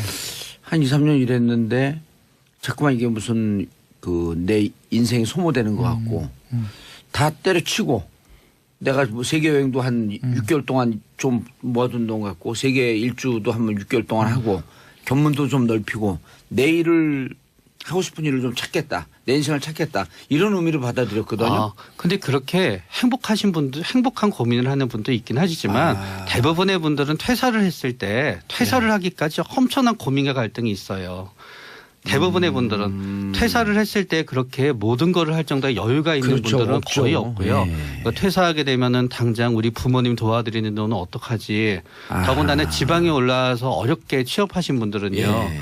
퇴사하고 나서 뭔가 다른 경력을 쌓기 위해서는 서울에서 뭔가 공부해야 되는데 혹은 대도시에서 공부해야 되는데 그동안에 그 비용은 어떡하지. 그러니까 이 퇴사가 우리가 생각하듯이 그렇게 마음 편하게 여유롭게 퇴사하는 건 어떤 의미에서 어떤 편견이고요. 굉장히 힘들어요. 그 결정하기까지도. 그러니까 이제 퇴사를 한다는 것 자체가 그 회사 결단인 거 구성원들한테는 굉장한 이제 칭찬받을 일이 되는 거죠. 그러한 어려움이 어렵기 있음에도 불구하고 때문에. 용기를 내서 퇴사를 했다라는 것이고요. 물론 나이 드신 그 세대, 어르신 세대가 볼 때는 이런 그 젊은 신입 사원들의 어떤 그런 모습들이 마음에 들지 않을 수도 있습니다. 그러니까 과거에 이명박 정부 때 특임 장관이었죠. 이재호 씨가 이제 했던 말, 뭐 예를 들어서 뭐 요즘 젊은이들의 헝그리 정신이 부족하다. 그죠? 과거 우리 세대는 그렇게 힘든 일이 있더라 꼭 참고 일을 했는데 요즘 젊은 세대는 참지를 못하는 것 같아요. 세대가 완전히 틀리죠. 이런 이야기를 하고 있는데. 그 세대에 맞는 인간형을 요구해야죠. 그렇죠. 그러니까 나이 드신 분들이 봤을 때는 이게 문제가 있구나라고 생각하실 수 있겠지만 금방 이제 최 원장이 말씀하신 것처럼 우리나라 산업 구조가 바뀐 측면도 있다는 거예요. 아니 우리가 대학교 때 그 민주화 운동하게 되면 어르신들이 그랬잖아요. 너네가 전주교 전쟁을 겪어봤어? 그렇죠. 그때 우리가 뭐라면 좀 그 너무 아재스러운 꼰대스러운 발상이다 이렇게 얘기했잖아요. 그렇죠. 또 우리가 지금 세대들한테 지금 그 뭐 이렇게 열심히 사회 참여 안 하는 세대들한테 누가 한 사람 그랬어요? 너네가 광주 항쟁을 알아? 그건 6.25를 아냐고 물어보는 세대와 똑같은 또 다른 편견이다. 그래서 막 저항을 했단 말이에요. 지금 그러니까 세대들의 가치관은 분명히 바뀌었습니다. 말씀하신 것처럼 바뀌지 않는 것도 참 이상한 나라죠. 그러니까 계속 바뀌는 것은 전 나쁜 건 아니라고 보는데 그럼 지금 젊은 세대들의 가치관을 이해하려는 자세가 기성세대에 필요하다는 것이고요. 그래서 그런 관점에서 바라봐야 된다는 거고 그리고 최 원장이 말씀하신 것 중에 제가 굉장히 공감할 수 있는 게 요즘 이 젊은 세대들이 사실 자기의 직장에 대한 불안감도 있지만 직장이 더 이상 자기 개발 또는 자기 그 발전에 도움이 되지 않는다라는 거예요. 예. 이게 굉장히 큽니다. 그냥 이게 결정적이죠. 그러니까 그러한 어려움들을 감수하면서까지 퇴사를 한다는 것은 지금 젊은 세대들에게는 더 가치의 중심이 본인의 발전에 있다는 거예요. 예. 본인의 발전이 곧 회사의 발전으로 이어질 수 있도록 만드는 그런 매개적인 그런 시스템이 우리가 구축이 안 돼 있는 거 아닌가. 어떻게 보면 이게 왜 사회 문제가 될 수 있느냐 그러면 결국 이 젊은 세대들이 자라서 기성세대가 되는 건데 이 기성세대들이 가지고 있는 가치관들을 지금의 기성세대가 수용하지 못한다면은 그런 단절이 올 수 있다는 거예요. 그래서 이 문제를 우리 문제로 생각하고 받아들여서 전 사회 구성원들이 같이 고민을 해야 되는 거죠. 이건 젊은 세대들이 그냥 헝그리 정신이 부족해서 그렇다. 젊은 세대들이 너무 이렇게 회사에 대해서 만만하게 생각해서 그렇다. 이렇게 바라보는 게 아니라 왜냐하면 그런 생각을 가지고 있는 기성 세대들이 사실 지금 또 회사에서 대부분 임원들이라든가 간부급이란 말이에요. 이분들의 생각을 바꿔야 되는 거죠. 맞아요. 저는 이것과 직접적 연관이 없지만 최 원장님 인터스텔라 보면서 가장 인상적인 대사가 하나가 있어요. 그 우주에 갔다가 30년인가 40년 만에 돌아와요. 딸은 늙어 있죠. 네. 아빠는 그 이제 이 그 뭐 광속으로 달리고 그랬으니까 늙지 않고 딸과 아빠의 나이가 비슷해 보이는 거예요. 외모가. 그 이제 딸이 보고 싶었다 그러니까 아빠가 그때 뭐라고 얘기하냐면 부모는 자식이 태어나는 순간 추억으로만 남는 것이다. 그러니까 부모의 인생을 자식에게 강요해서도 안 되고 내 인생으로 너 인생을 바꾸려고 해서도 안 되고 그냥 딸이 태어나는 순간 기억으로 추억으로만 남는 것이다. 이 얘기를 듣는데 네. 너무 공감이 그렇죠. 되더라고요. 지금 어른 세대가 아이 20대 30대 가는 세대에다 고춧가루 뿌리면 안 되는 거 아니에요? 그렇죠. 꼰대스러운 자꾸만 이런 표현이 나오냐. 어른스러운 발상이다라고 하면서 그들의 세대와 다른 것을 갖고 훈계하고 가르치려고 하는 게 어찌 보면 고춧가루 뿌리는 거 아닌가? 근데 그분들도 예. 일반 젊은이를 대상으로 얘기할 때랑 자기 아이를 대상으로 얘기할 때 완전 달라져요. 일반적으로 얘기를 할 때는 우리 그건 다 세대는 다르죠, 이렇게 원래. 고생했으니까 당신들도 고생을 해야 된다고 하잖아요. 막상 그런 얘기를 많이 하시는 분들이 자기 자식을 대할 때는요.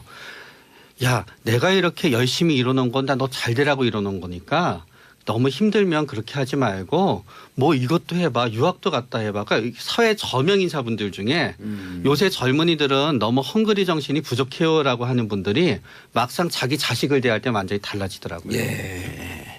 이렇게 일하고 자기의 삶의 균형, 일과 삶의 균형을 중시하는 세대를 이른바 워라벨. Working 워라벨인데요. and Balance. Work and Life Balance인데요. 워라벨. 이걸 줄여서 이제 워라벨이라고 그러는데 워라벨. 난 새로운 거 지금 배우네. 젊은 세대들이 갖고 있는 가치관의 핵심 바로 이 일과 삶의 균형입니다.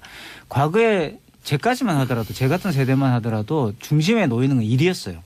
가족이 중요한 게 아니라 물론 가정도 중요하다고 우리는 알고는 있었지만 일이 문제가 된다면 일에 더 중점을 두는 예. 이제 그런 식의 삶을 살았죠. 그럼 그게 이제 한국이 어떻게 보면 지금까지 고도 성장을 겪어오면서 가지고 있었던 가치관이었다면 지금 젊은 세대들은 그렇지 않습니다. 사실 이게 왜 사회적 문제냐면 사실 젊은 세대들 취업한 그 젊은 세대들 중에서 퇴직률이 지금 퇴사율이 27%가 넘어요. 퇴사, 10명 중에 그러니까 2명 정도는 퇴사를 한다는 겁니다. 1년 내로.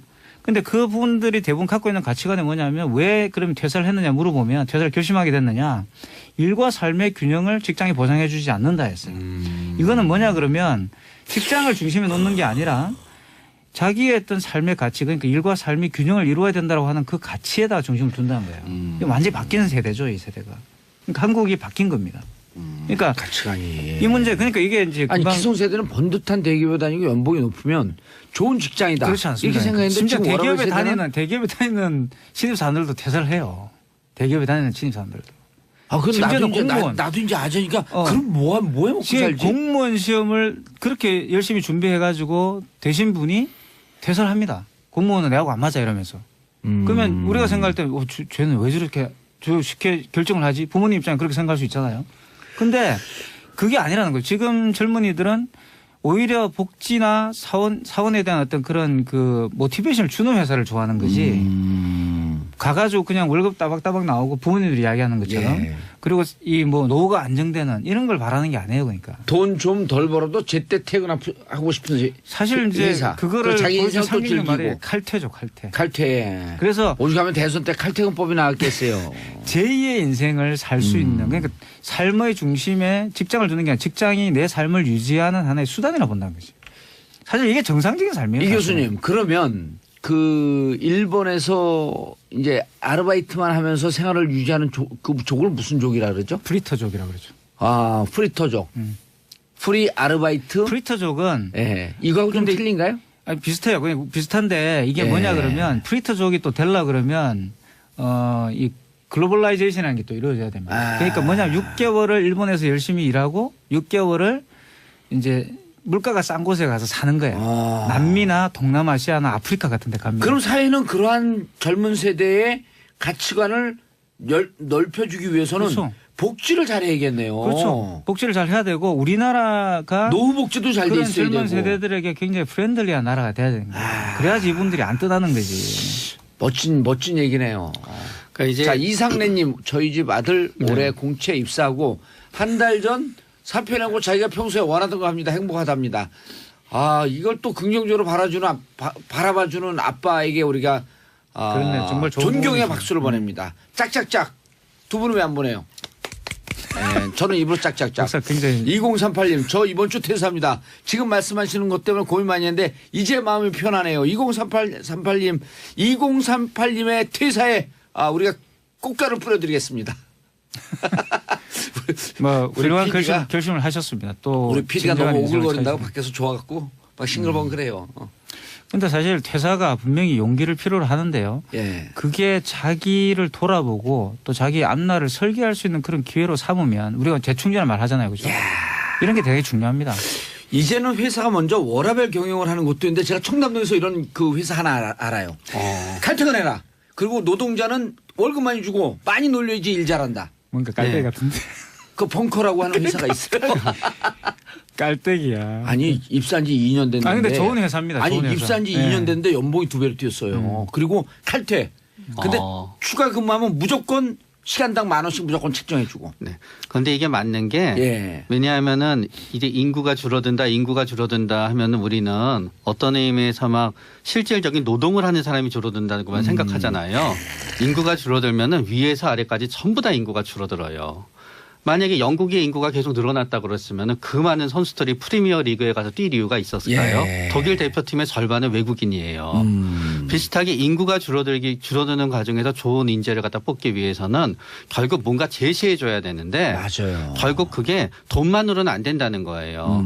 돈과 어떤 삶의 밸런스가 균형이 맞는 직장이 최고의 직장이 되는 거지. 복지, 직원의 복지가 중요한 거죠. 네. 그런 의미에서 복지와 어떤 의미에서 개인의 의사 과정에 대한 존중은 앞으로 기업이 좋은 인력을 채용하는 데 있어서 가장 큰 인센티브가 된다는 거지요. 아니 사실 기업 입장에서도 한 1년 동안 오게 되면 일을 가르치지 않은 대학에서는 대한민국 교육의 특징이 뭐예요? 사회생활에서 필요한 것은 하나도 안 가르친다. 직장에서 필요한 거 하나도 안 가르치거든요. 그럼 지가 들어가서 자신들 들어가서 직장에서 1년 동안 배워 열심히. 그렇죠. 그리고 딱 그만두게 되면 직장에서는 손해를 보는 거죠. 손해를 보는 거기 때문에 네. 워라밸 경영을 해야 될 필요가 있겠다. 나가지 않도록. 그게 이제 과거에 한국이 굉장히 고등교육의 대중화 이런 걸 통해서 많은 인재들을 양성을 했는데 대학에서 이제 그 사람들 그냥 갖다 쓰면은 회사는 되는 거였잖아요. 이제는 그게 아니라는 거죠. 그러니까 신입 사원들이 자기의 가치를 찾는 게 우선되기 때문에 회사 입장에서도 그 신입 사원들의 요구에 맞춘 그런 경영을 할 필요가 있습니다. 한국이 고도 성장에 멈추는 게 아니라 우리가 박정희 패러다임을 극복해야 한다 그렇게 말을 하지만 사실 이런 걸 극복해야지 박정희 패러다임을 극복할 수 있는 거예요.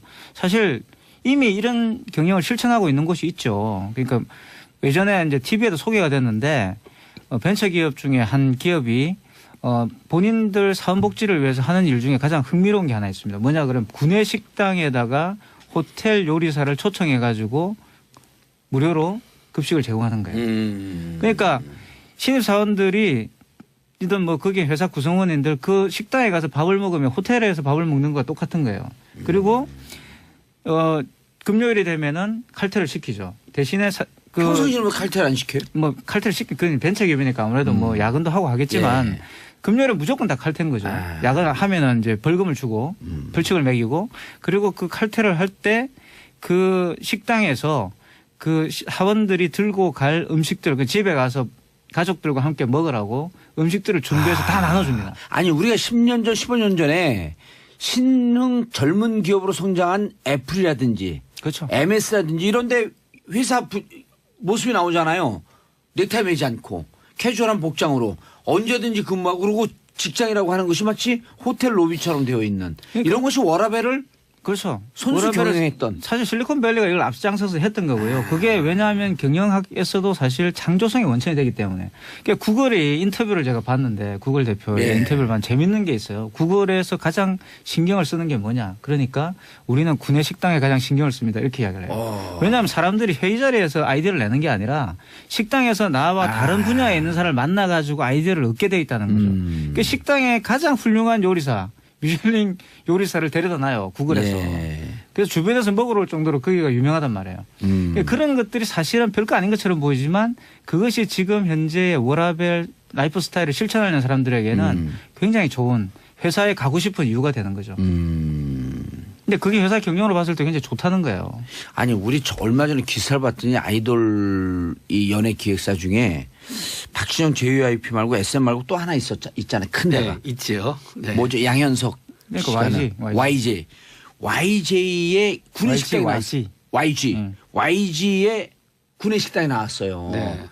너무 밥 시간이 좋다는 거예요. 밥이 좋아갖고 그 아이돌들이 쭉 줄을 서갖고 너무너무 우리 식당이 좋다고. 그러니까 아까 말씀하셨던 호텔 셰프를 데리고 온다든지 그 호텔 이 식당을 아주 좋은 그 분위기로 만든다든지 그런 점에서 저는 SBS 구내 식당 제일 좋아요. 밥이 맛있어서. 또 깔때기인데.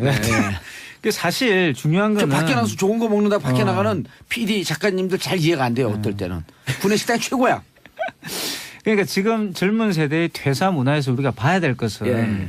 그러니까 바로 삶과 일의 균형이라는 겁니다. 그러니까 퇴사를 해라, 뭐 퇴사를 장려하고 이런 게 아니라 마음에 안 들면 퇴사 때려쳐라 이런 이야기가 아니에요. 예. 가장 중요한 것은 일과 삶의 균형을 맞추는 그런 직장 생활을 해야 된다.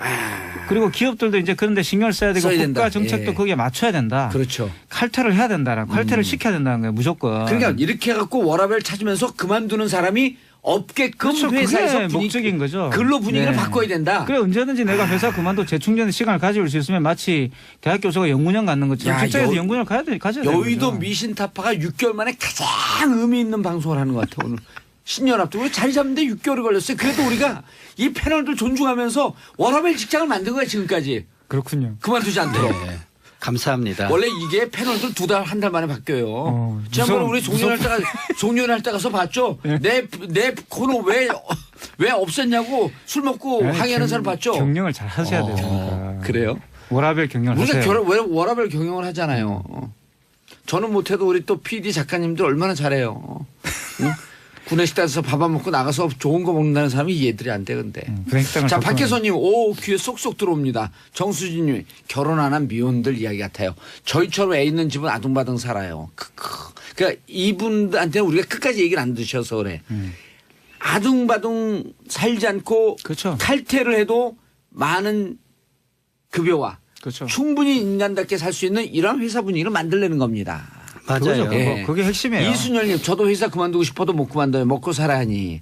자, 현실적으로 이걸 추구하기 어려운 사람들도 있어서 딸린 식구들도 있는데 퇴사 준비를 할 수 없지 않냐. 그러니까 회사에서 분위기를 바꾸라는 거예요. 맞아요. 그래서 회사에서 작은 것이나마 실천을 합시다. 그 중에 예. 하나가 월차 쓰게 하고. 월차 쓰게 하고 월차 눈치 보지 않게 쓰게 하고 칼퇴만이라도 지켜준다면은 그 예. 회사를 다니고 싶은 마음이 날 거예요. 남자들에게 육아 휴직 주고.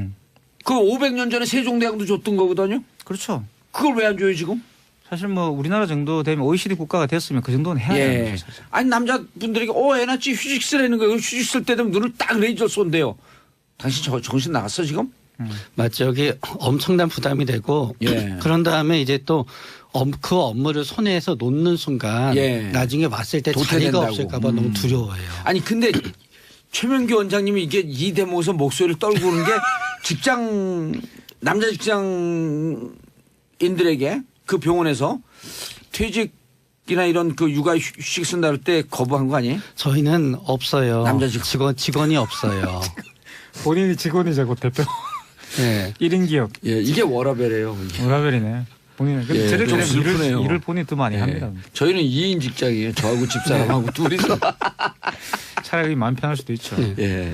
그래서 저는 그런 게 단순하게 그냥 뭐 젊은 세대가 헝거리 정신없다 이런 이야기가 아니고 우리가 삶을 인간답게 살 수 있는 그런 기반을 노력해서 만들어 봅시다. 회사에서 그래서 만들어주고. 직장에서나마 작게 실천을 해보자. 다니고 싶은 직장을 만들어 보자. 누가 반대를 하겠어요 여기에 대해서. 맞아요. 그래서 좋은 직장 만들어지잖아요. 그래서 자신들 권리를 찾으면 그게 또 어디로 가냐면 사회는 네. 민주주의적 인식이 발달된 사회로 가는 거죠. 그렇습니다.